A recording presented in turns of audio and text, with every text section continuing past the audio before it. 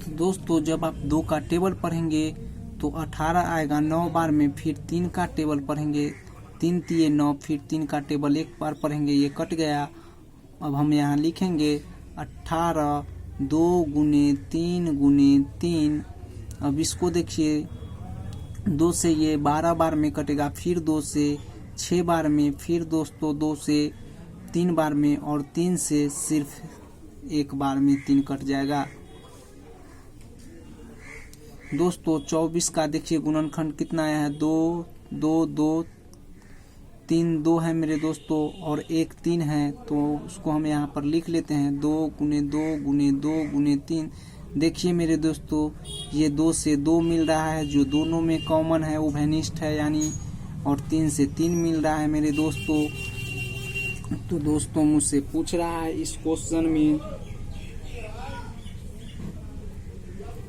कि दोनों की उभयनिष्ठ संख्या क्या है, तो इससे 1 2 ले लेंगे दोस्तों, गुना के चिन्ह देंगे, फिर इसमें से 1 3 लेंगे, तो देखिए 2 तिये 6 होगा इसका सही आंसर मेरे दोस्तों। जो आपको दिया हुआ है इसका सही ऑप्शन होगा ऑप्शन नंबर 3 9 का मेरे दोस्तों 6। क्वेश्चन नंबर 10, 1 और 10 के बीच कितनी अभाज्य संख्या है? तो आइए दोस्तों हम इसको भी देख लेते हैं, 1 और 10 के बीच में कितनी अभाज्य संख्याएं हैं। सो दोस्तों पहले आप 1 से 10 तक संख्या लिखिए, 1 2 3 4 5 6 7 8 9 और 10 मेरे दोस्तों। और देखिए अभाज्य संख्या उस संख्या को कहते हैं जो स्वयं से और 1 से पूर्ण भाग लगता हो मेरे दोस्तों, या कटता हो।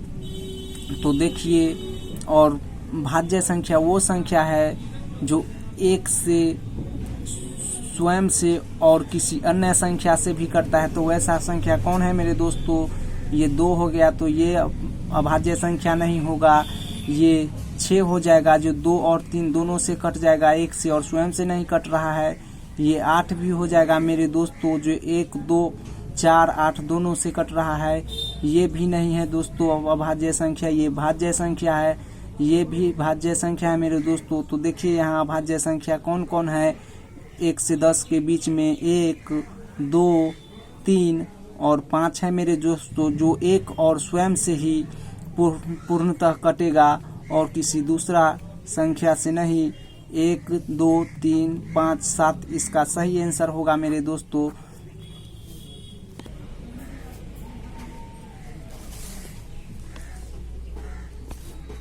तो दोस्तों हमसे इसमें पूछता है कि जो कुल कितनी अभाज्य संख्या है। तो देखिए 1 2 3 4 5 कितनी अभाज्य संख्या है? तो 5 अभाज्य संख्या है, यही आपका आंसर हो जाएगा। 10 का ऑप्शन नंबर देखिए 4 है मेरे दोस्तों, 10 का ऑप्शन नंबर 4 ये वाला होगा ऑप्शन नंबर 4। आइए अब 11 नंबर क्वेश्चन को देखते हैं। प्रथम 2 अभाज्य संख्याओं का योग कितना होगा? दोस्तों एक अभाज्य संख्या नहीं होता है, तो इसीलिए आप 1 को नहीं लिखेंगे। तो एक अभाज्य संख्या कौन होगा? प्रथम 2 अभाज्य संख्या 2 होगा, और क्या होगा मेरे दोस्तों? 3 होगा, जो 1 से और स्वयं से ही कटता है। तो प्रथम 2 अभाज्य संख्या का योग पूछता है मेरे दोस्तों, तो यही 2 संख्या को जोड़ेंगे। तो आइए हम इस प्रश्न को देखते हैं, प्रथम 2 अभाज्य संख्या कौन कौन सा होगा।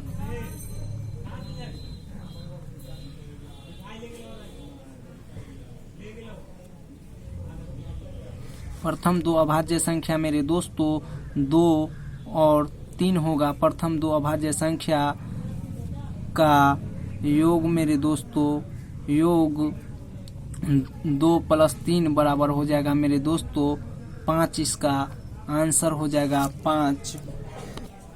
इसका सही ऑप्शन है ऑप्शन नंबर 2, आंसर 5 मेरे दोस्तों।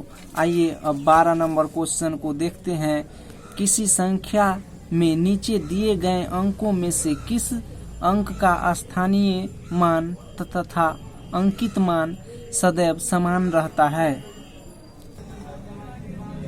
दोस्तों 12 का सही आंसर होगा 0। मेरे दोस्तों 12 का सही आंसर होगा 0, जिसका स्थानीय मान और अंकित मान सदैव समान रहता है। जैसे कि आप देख सकते हैं यहाँ लिखा हुआ है 3408। तो देखिए मेरे दोस्तों ये दहाई पर भी है, तो इकाई के बाद दहाई है ये 0, तो आप 0 के उतार भी लेंगे। अब 0 को ढक दीजिए, 0 के आगे जितने संख्या उतने यहाँ पर 0 बैठा दीजिए। आप 2 0 के बदले भी यहाँ पर एक ही 0 लिख पाएंगे, लेकिन अगर यहाँ पर 2 रहता तो ये 20 हो जाता है, यहाँ पर बदल जाता। लेकिन 0 एक ऐसी संख्या है जो कहीं भी हो तो वह 0 ही रहेगा मेरे दोस्तों। तो इसका सही आंसर होगा 0। तो इसका ऑप्शन नंबर 1 सही है मेरे दोस्तों, आंसर है 0।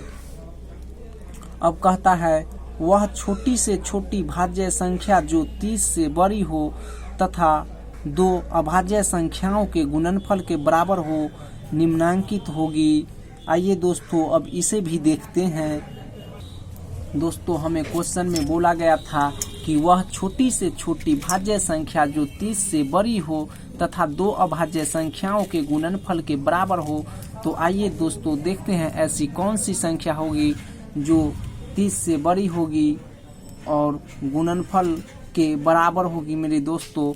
तो वो अभाज्य संख्या क्या होगा?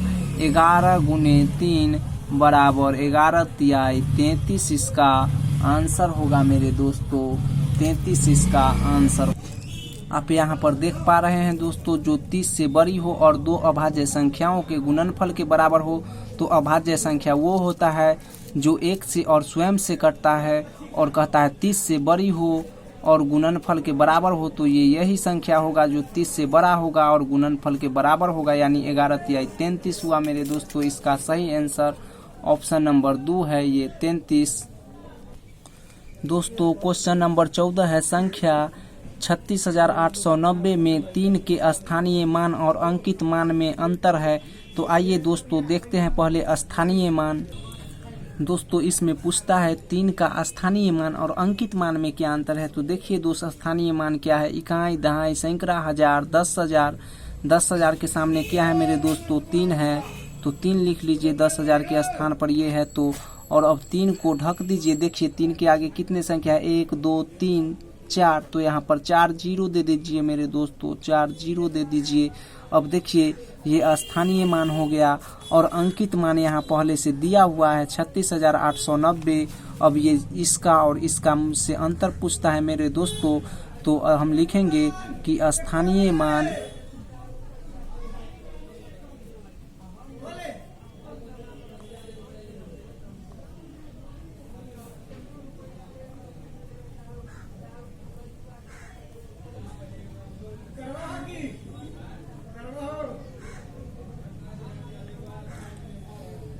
तो दोस्तों हम बताएंगे स्थानीय मान और अंकित मान में अंतर। तो स्थानीय मान ये हो जाएगा 36,890, 36,890 और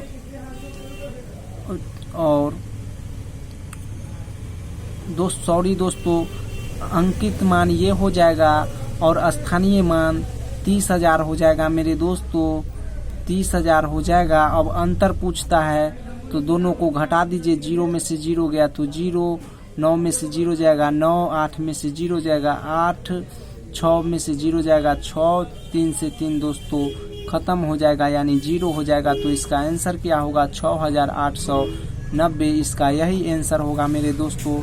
इसमें आप देख सकते हैं ऑप्शन नंबर 4 है मेरे दोस्तों, आपका आंसर यही सही है। दोस्तों क्वेश्चन नंबर 15 है, 25, 16, 48 और 54 में से किसके अपवर्तकों की संख्या अधिक है। तो आइए दोस्तों अब हम इसका भी अपवर्तकों की संख्या पता करते हैं। देखिए दोस्तों, जब आप किसी भी संख्या का अपवर्तक पूछे तो आप उसका गुणनखंड निकालेंगे और देखेंगे कि वह कौन सी ऐसी अंक है जिसमें सबसे अधिक संख्या आता है। तो देखिए दोस्तों, इसमें हम 5 से लगाएंगे तो 5 से 25, फिर आप 5 से लगाएंगे तो 5 के 5 हो जाएगा दोस्तों। एक बार पढ़ेंगे तो ये खत्म हो गया। अब देखिए ये 25 का कितना अपवर्तक संख्या है, 5 गुने 5 2 हो गया दोस्तों।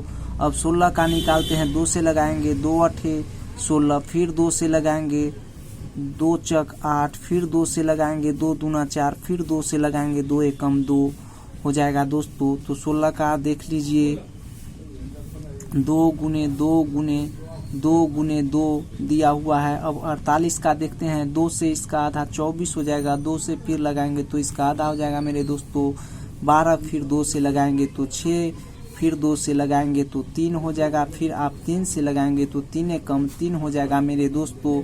तो देखिए 48 का कितना होता है दो मेरे दोस्त।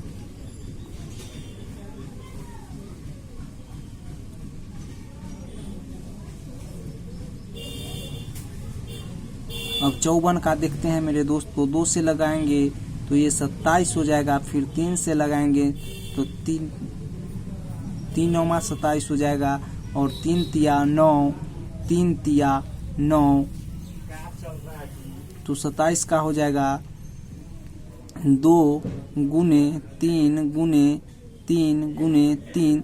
देखिए दोस्तों ये चारों में किसकी अपवर्तक संख्या अधिक है, तो आप देख सकते हैं यहाँ संख्या किस में सबसे अधिक है, तो 48 में है। 1 2 3 4 5 है मेरे दोस्तों, इसमें 4 है, इसमें भी 4 है, इसमें 2 है, तो इसका आंसर क्या होगा मेरे दोस्तों 48 होगा। 48 में अपवर्तकों की संख्या सबसे अधिक है दोस्तों 48 में।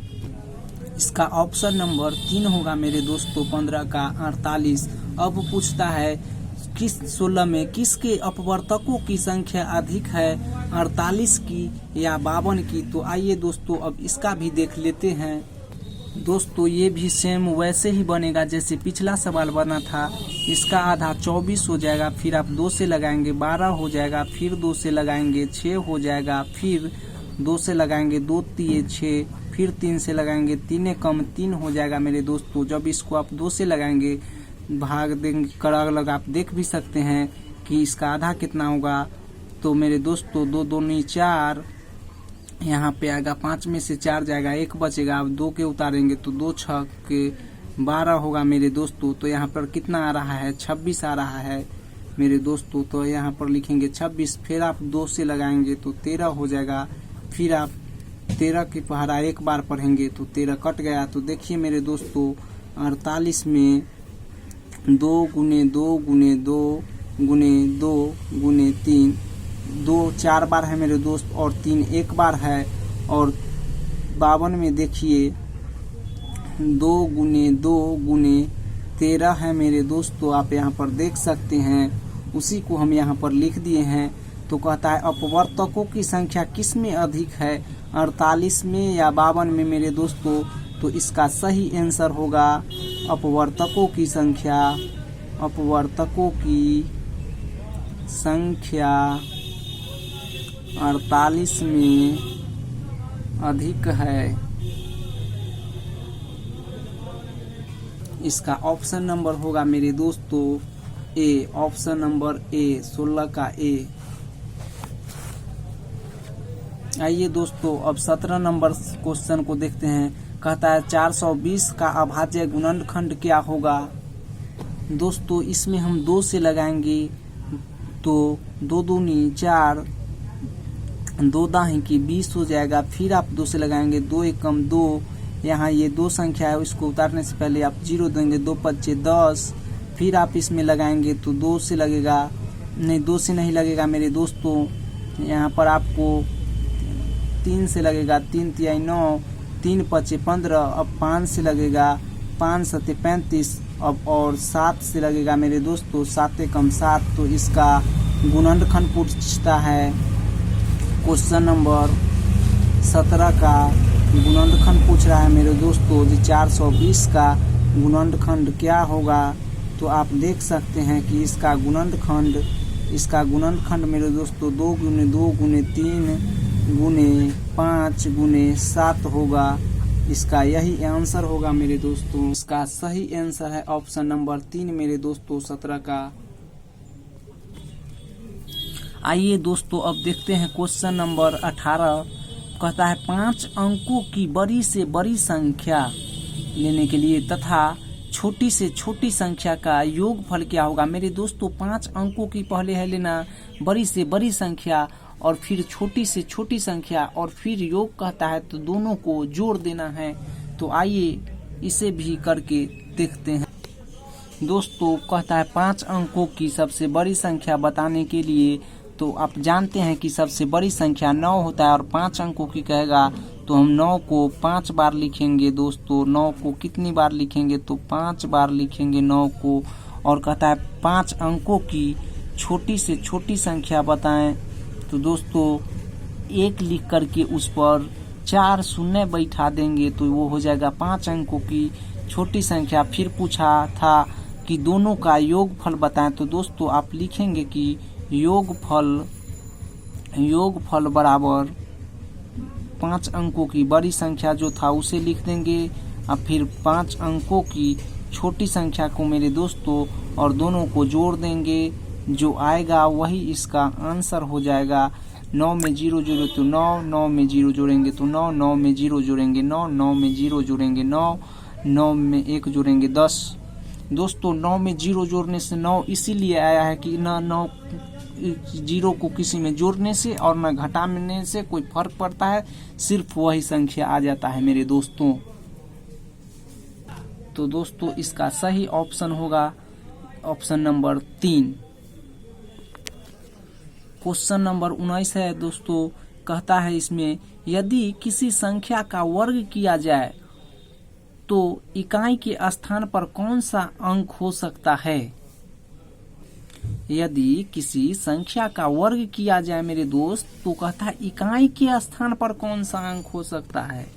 पहले हम कुछ दोस्तों इसका एग्जाम्पल समझते हैं। जैसे कि आप अगर 3 ले लेते हैं और 3 का स्क्वायर ही कर देते हैं तो 9 आता है। तो क्या इकाई के स्थान पर यहाँ पर 3 था, यहाँ पर 9 आया? नहीं आया। तो ये नहीं हो सकता है मेरे दोस्तों। आप कहेंगे हम 2 ले लेते हैं तो 2 का स्क्वायर करेंगे मेरे दोस्तों आप, तो ये 2 दूनी 4 हो जाएगा। यहाँ पर इकाई अंक 2 था, यहाँ पे इकाई अंक क्या आ गया मेरे दोस्तों? 4 आ गया। तो ये भी गलत हो जाएगा मेरे दोस्तों। आप कहेंगे कि यहाँ पर हम क्यों ना 4 ले ले, तो 4 का आप स्क्वायर करेंगे मेरे दोस्तों तो यहाँ पे 16 आ जाता है। यहाँ पर भी इकाई अंक आप देख सकते हैं क्या आ गया मेरे दोस्तों? 6 आ गया। तो ये भी गलत हो जाएगा। यहाँ इकाई अंक 4 है, यहाँ 6 आ रहा है मेरे दोस्तों। और कहता है इकाई अंक जो यहाँ पर है वही यहाँ पर भी आना चाहिए मेरे दोस्तों। तो वह कौन सी संख्या होगी? तब इसके आगे हम देखेंगे मेरे दोस्तों। 5 का स्क्वायर करके आप देखिए तो क्या होता है मेरे दोस्तों? 25। तो एक ही वह संख्या ये आया जिसको स्क्वायर करने से इकाई अंक 5 ही प्राप्त हो मेरे दोस्तों।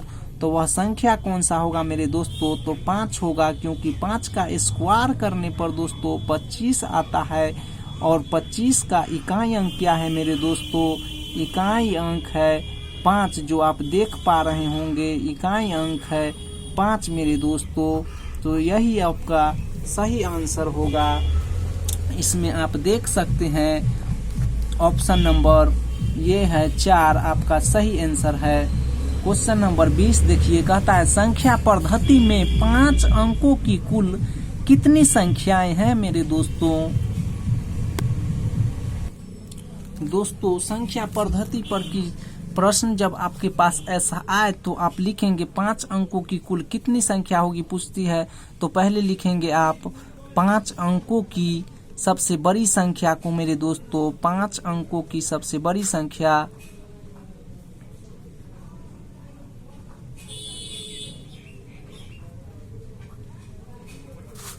तो मेरे दोस्तों 5 अंकों की सबसे बड़ी संख्या क्या होगा? सबसे बड़ी संख्या 9 होता है। और कहता है 5 अंकों की, तो 5 बार लिखेंगे मेरे दोस्तों। ये हो गया। अब पूछता है कि संख्या पद्धति में, फिर से एक बार क्वेश्चन सुनिए। संख्या पद्धति में 5 अंकों की कुल कितनी संख्या होगी मेरे दोस्तों?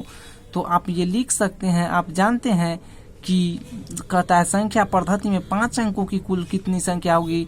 तो एक बार 5 का लिए तो एक बार उससे कम का लीजिए सबसे बड़ी संख्या। 4 अंकों की सबसे बड़ी संख्या लिखिए एक बार आप लिखेंगे 4 अंकों की सबसे बड़ी संख्या मेरे दोस्तों। तो आप देख सकते हैं कि 9 में से 9 जाएगा 0, 9 में से 9 जाएगा 0, 9 में से 9 जाएगा 0, 9 में से 9 जाएगा 0, ये 9 का 9 रहेगा। तो कहता है संख्या पद्धति में 5 अंकों की कुल कितनी संख्या है, तो इसका आंसर होगा मेरे दोस्तों 90,000। यही 90,000 इसका आंसर होगा।